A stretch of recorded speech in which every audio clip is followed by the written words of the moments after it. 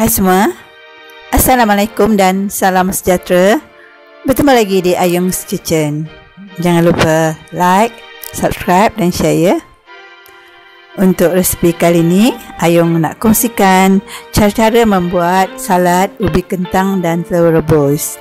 Ia adalah sejenis hidangan yang mudah sangat dibuat. Rasanya juga amat lazat dan penuh berkrim.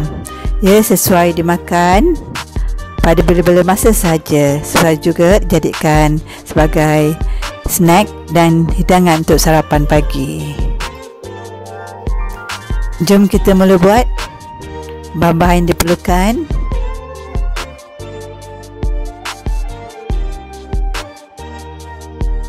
tomato cherry, apel hijau,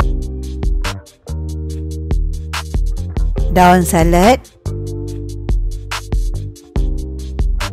1 mangkuk ubi kentang yang telah siap direbus dan dipotong dadu, 2 biji telur rebus, 1 biji bawang Holland, mayonis, garam, potongan lemon untuk diambil airnya, sedikit gula perang, yogurt biasa, 2 biji bawang putih yang dicincang halus, serbuk oregano, lada sulah. Mula kita sediakan sos salad.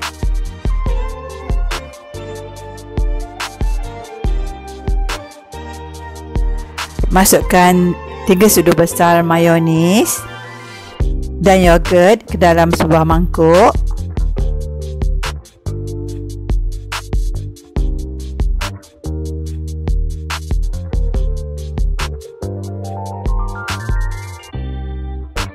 Sini Ayung gunakan yogurt biasa.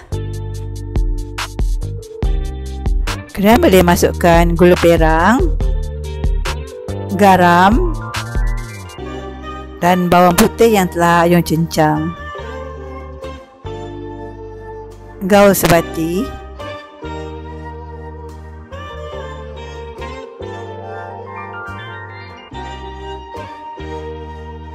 Kemudian perahkan lemon secukupnya.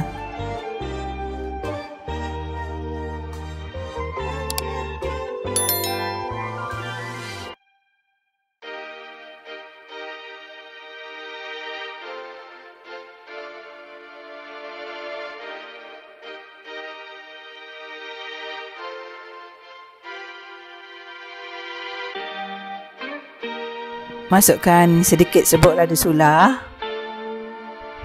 dan kita gaul sebati lagi.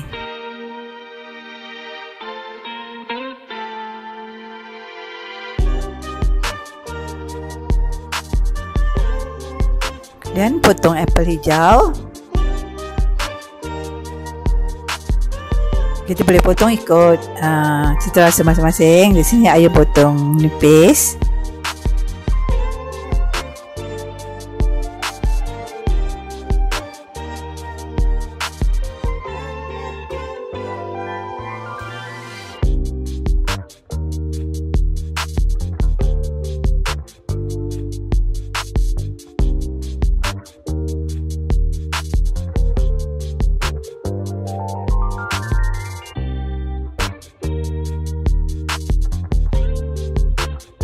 Kita boleh masukkan apa saja buah-buahan yang kita ada. Apel hijau, apa-apa saja yang kita ada.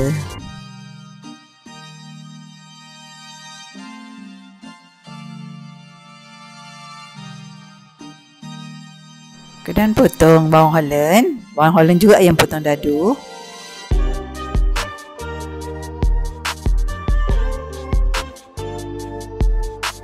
Bawang Holland ni memberi rasa manis pada salad kita.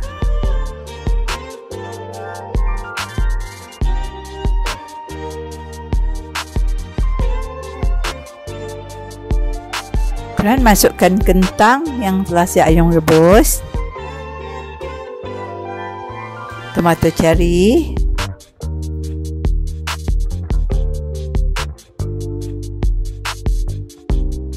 salad.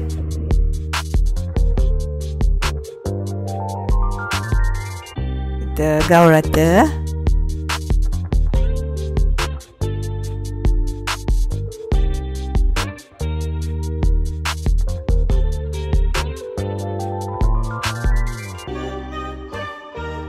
Telur rebus, Ayung potong 4.